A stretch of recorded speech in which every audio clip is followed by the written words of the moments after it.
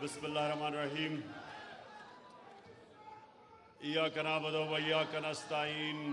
بس بس بس بس سنیں. بس بس بس. اچھا جی، میں سب سے پہلے ILF آپ کو خراج تحسین پیش کرتا ہوں.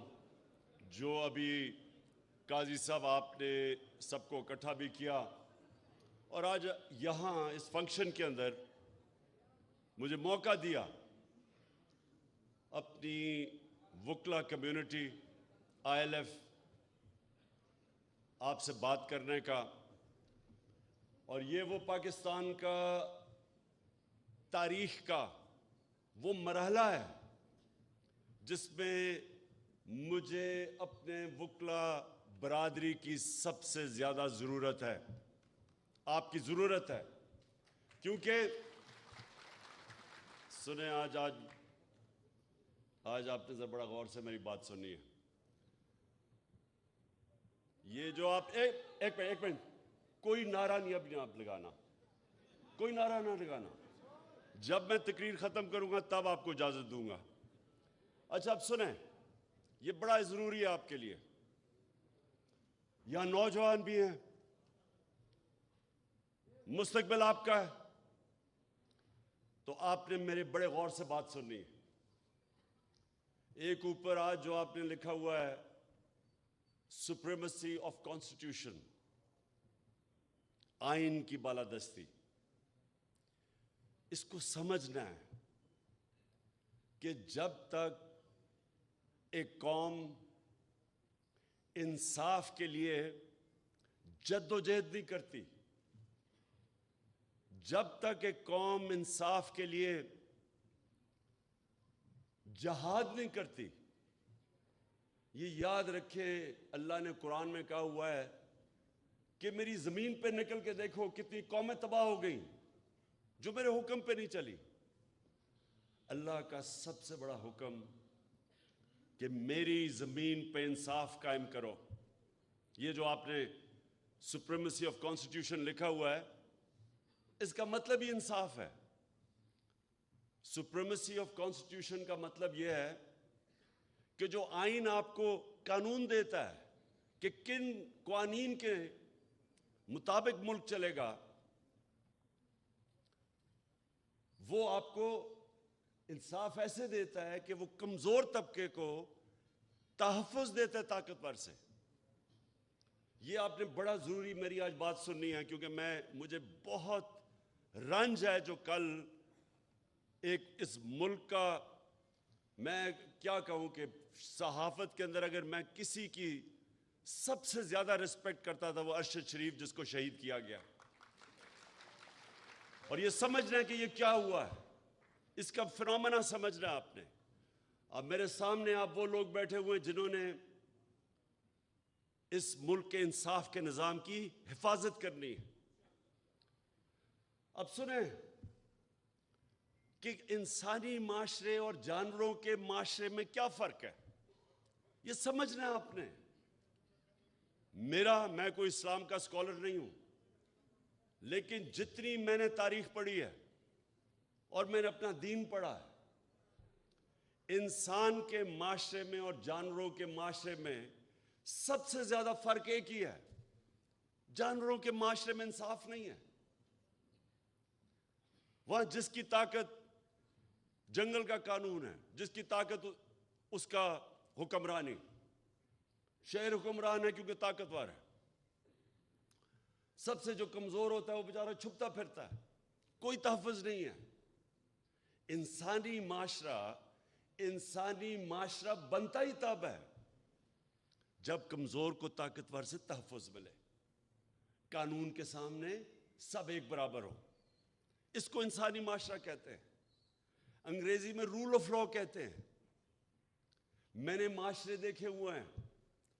جب میں چھوٹی عمر میں برطانیہ گیا تو میں نے رول آف لا دیکھا وہاں، اور مجھے تب سمجھ آئی کہ وہ کیوں آگے نکل گئے ہیں.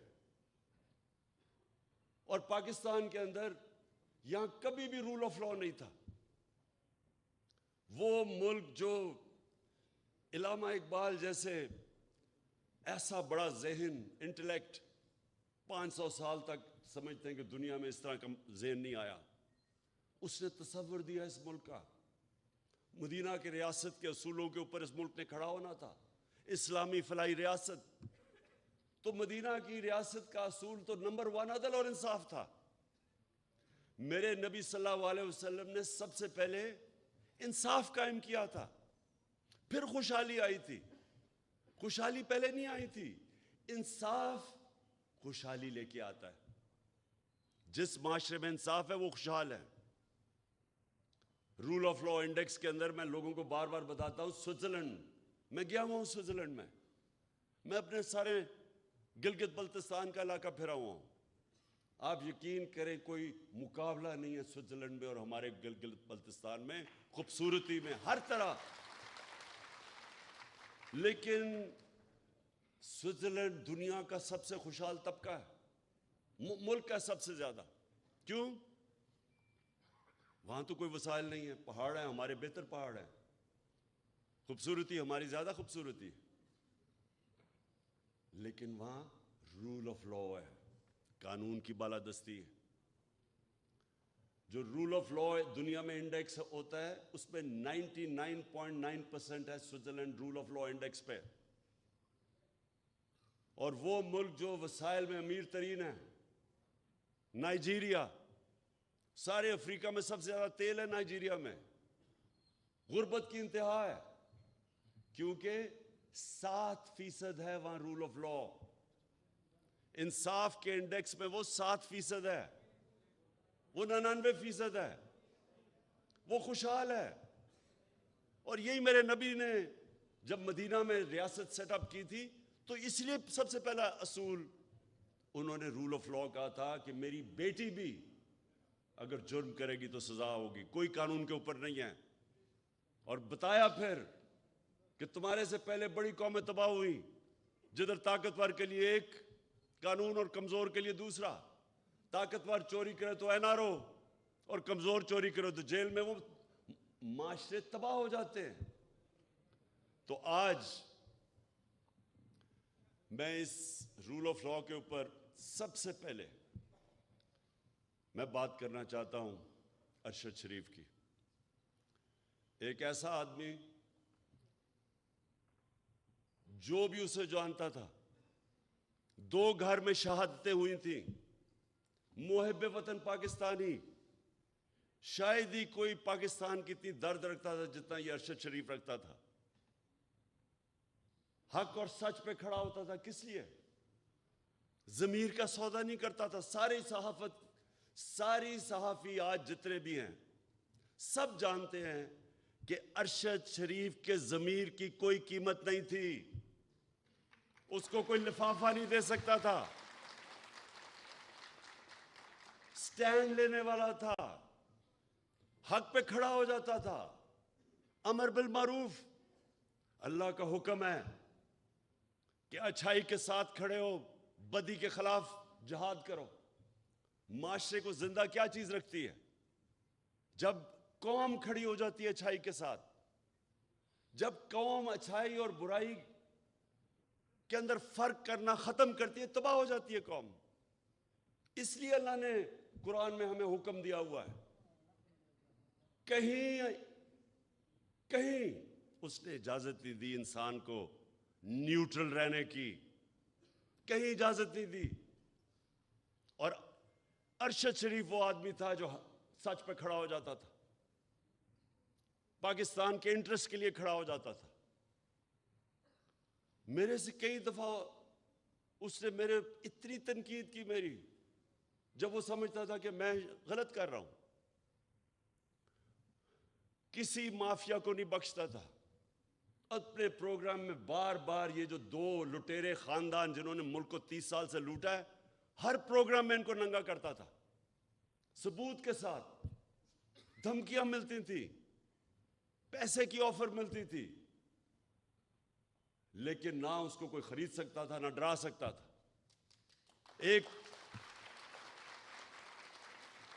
اور وہ پاکستانی، وہ صحافی جو ساری قوم جانتی ہے کہ وہ ملک کے انٹرسٹ کے لیے محب وطن، جس آدمی کی گھر میں 2 شہادتیں ہوئی ہوں،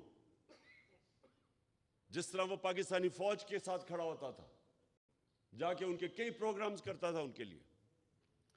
تو یہ آج میں آپ کو بتا رہا ہوں کہ ٹریجڈی دیکھیں یہ پاکستان کی، اور اس پہ اگر یہ قوم، ہماری قوم اگر نہ کھڑی ہوئی، میں آج آپ کو کہہ رہا ہوں کہ ہمارے میں اور جانوروں میں کوئی فرق نہیں رہے گا.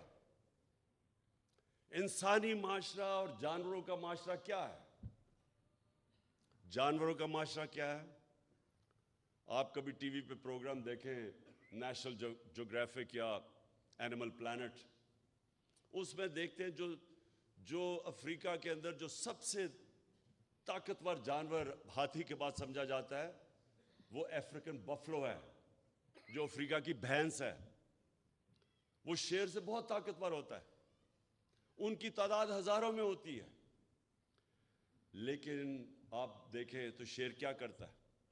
4-5 شیر، وہ اتنے ہزار ہوتے ہیں، ان کو ڈرا دیتے ہیں، شور مچا کے ان کو ڈراتے ہیں. وہ جب ڈر کے بھاگتے ہیں، وہ 4-5 ایک بھینس کو پکڑ لیتے ہیں. اگر وہ نہ ڈرے اور اگر وہ خود غرض نہ ہو تو کوئی شیر کی مجال نہیں ان کے قریب جانے کی. لیکن وہ اپنی جان بچاتے ہیں، وہ خود غرض بھی ہوتے ہیں، اپنے آپ کو بچاتے ہیں، اور بزدل بھی ہوتے ہیں.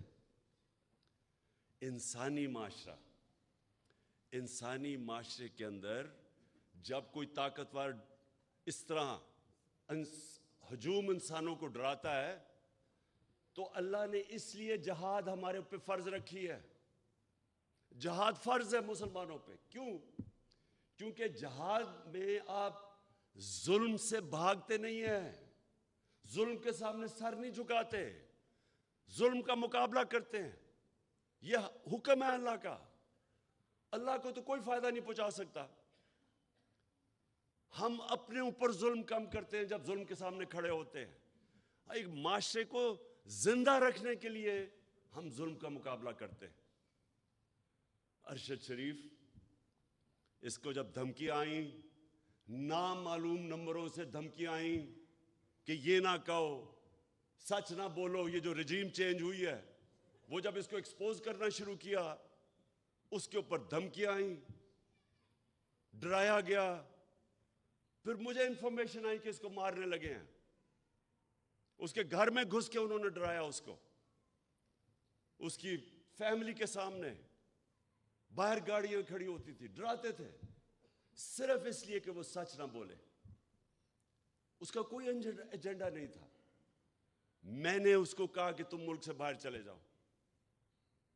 پہلی دفعہ نہیں مانا. پھر میں نے اس کو بتایا کہ مجھے انفارمیشن ہے، جس طرح مجھے انفارمیشن اپنے اوپر تھی کہ مجھے بھی وہ 4 بند کمروں میں جنہوں نے فیصلہ کیا تھا مجھے مارنے کا، میں نے اس کو بتایا.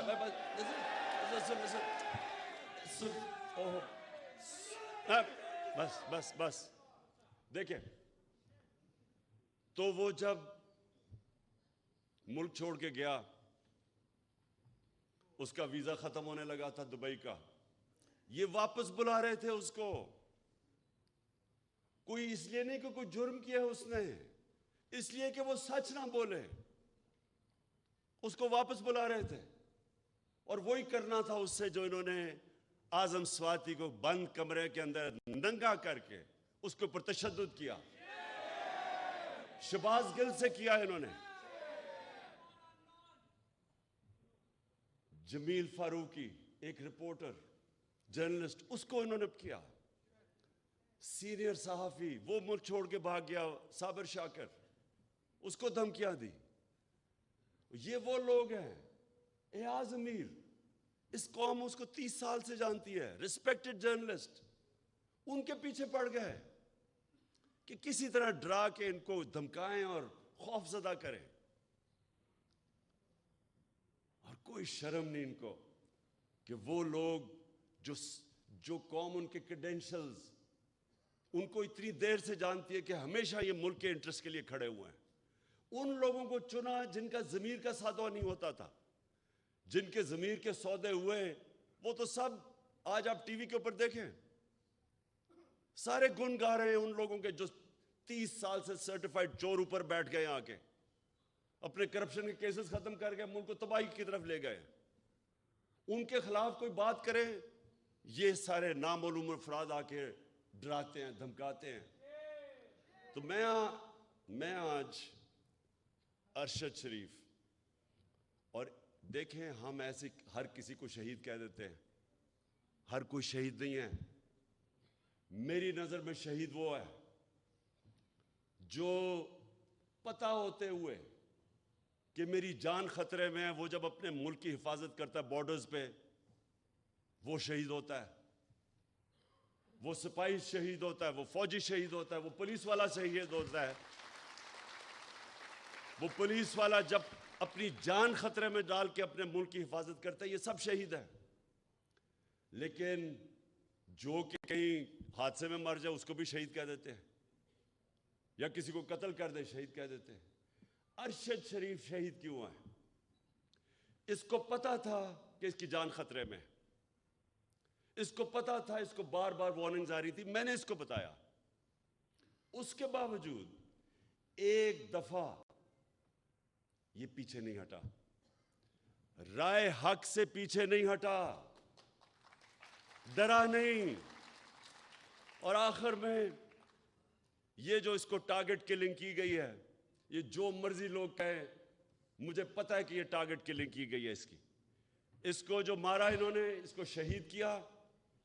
سارے صحافیوں جتنے بھی پاکستان کے صحافی ہیں, یہ آج آپ سب کے لیے ہے کہ آج آپ چاہے ارشد شریف کے سے متفق ہو یا نہ ہو, یا آپ دوسرے کیمپ میں بیٹھے ہو اور ان چوروں کی حمایت کر رہے ہوں, یا آپ کے اوپر لفافے چلے ہوئے ہوں, ضمیر کے بیچے ہوئے ہوں آپ نے, پھر بھی میں آپ سب کو کہتا ہوں کہ یہ ہے پاکستان کا وہ صحافی جو شاید ہی میں نے اتنا دلیر, ایماندار اور محب وطن صحافی دیکھا ہو جو بالکل اپنے موقف سے پیچھے نہیں ہٹا, جان اپنی خطرے میں ڈال کے وہ کھڑا رہا رائے حق کے اوپر. اور آج ساری میری قوم کو اس کو سلام کرنا چاہیے. میں انشاءاللہ جو اپنی مارچ کرنے والا ہوں, میں آج میرا جو عزم ہے وہ کبھی بھی اتنا تکڑا نہیں تھا جتنا آج ہے, کیونکہ میں آج فیصلہ کر بیٹھا ہوں کہ ملک اب دو رائے پہ کھڑا ہے. ایک طرف یہ وہ سارے چور 30 سال سے 26 سال سے میں جن کے خلاف کرپشن کی جہاد لڑا ہوں وہ سب اکٹھے ہیں, ان کے ساتھ میڈیا ہاؤسز جو ان کے ساتھ پیسے بنا رہے ہیں وہ اکٹھے ہیں, ان کے ساتھ نامعلوم افراد وہ ان کے ساتھ ملے ہوئے ہیں, ان کے ساتھ بیرونی سازشیں جو چاہتی ہیں کہ پاکستان ایک کمزور مقروض ملک رہے تاکہ وہ غلام بن سکے وہ ان کے ساتھ ہیں. اور ساری قوم جو آج اس سے تنگ ہے, میں آج ساری قوم کو کہتا ہوں کہ آج میرے ساتھ آپ نے کھڑا نہ ہو, نہ آج آپ میرے ساتھ نکلے, جب میں نکلوں گا تو عمران خان کو تو کوئی فرق نہیں پڑنے لگا کیونکہ اللہ نے تو اس کو سب کچھ دے چکا ہے. لیکن آپ کا مستقبل بھیڑ بکریوں والا ہونے والا ہے, جانوروں والا ہونے والا ہے. دو معاشرے, انسانی اور جانوروں کا معاشرہ. جانوروں کا معاشرہ ظلم کا مقابلہ نہیں کرتا, بھیڑ بکریاں نہیں ظالم کے سامنے کھڑی ہوتی. انسان, اور وہ بھی جو دنیا کا سب سے عظیم لیڈر,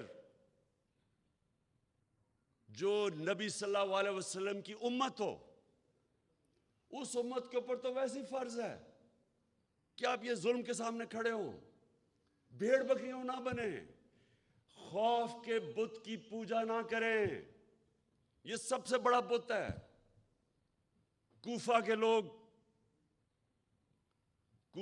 لوگوں کو پتا تھا کہ حضرت امام حسین رائے حق پہ کھڑے ہیں, لیکن یزید کے ظلم کے خوف سے انہوں نے مسلمان کی تاریخ کا سب سے بڑا ظلم ہونے دیا کیونکہ وہ ڈر گئے تھے. آج یہ قوم بھی یہ جو حربے ہیں, یہ جو لوگوں کو ننگا کر کے 75 سال کے اعظم سواتی کو سوچے ننگا کر کے انہوں نے ٹارچر کی. کس چیز کے اوپر؟ کہ تنقید کر دی کسی کی. دنیا میں پاکستان کا مذاق اڑا, خوف پھیلانے کے لیے, ڈرانے کے لیے. ایک اسلام آباد میں جب سے ایک ڈرٹی ہیری آیا ہے, ڈرٹی ہیری وہ ہے, آپ نے وہ فلم دیکھی ہوگی ڈرٹی ہیری کی, کہ وہ ایک ایسا کوئی سپاہی تھا جو کہ بس بندوق کا ساروں کو ادھر ادھر گولیاں مارتا پھرتا تھا. اس کا نام ڈرٹی ہیری رکھا ہوا تھا. یہ اسلام آباد میں ایک ڈرٹی ہیری آ گیا, اور جب سے یہ آیا ہے کبھی کسی کو ننگا کر کے. ویسے اس کو ننگا کرنے کا کیا شوق ہے؟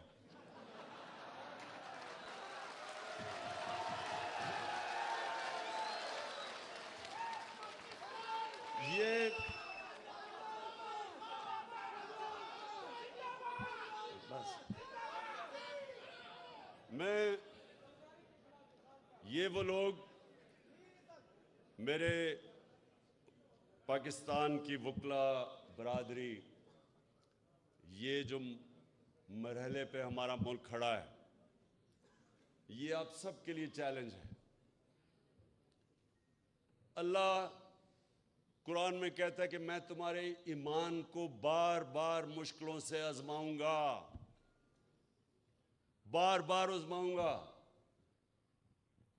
وہ کیوں کہتا ہے؟ لا الہ الا اللہ محمد رسول اللہ پڑھا تو میں کہا جی میں مسلمان ہو گیا بس. لیکن وہ کہتا ہے میں تمہارے ایمان کو آزماؤں گا مشکلوں سے, تاکہ پتہ چلے کہ کتنے پانی میں ہیں. یہ ہے اب اس ملک کے لوگوں کی ایمان کی آزمائش. لا الہ الا اللہ کے نعرے پہ ملک بنا تھا.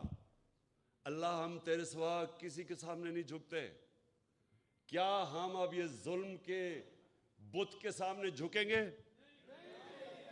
کہ یہ جو انہوں نے ارشد شریف سے کیا ڈرانے کے لیے باقیوں کو, وہ جس طرح شیر نہیں وہ حملہ کرتے ہیں, ڈراتے ہیں لوگوں کو, یہ بھینسوں کو, افریقن بفلو کو, وہ سب بھاگ جاتی ہیں, پھر پکڑ لیتا ہے ایک کو.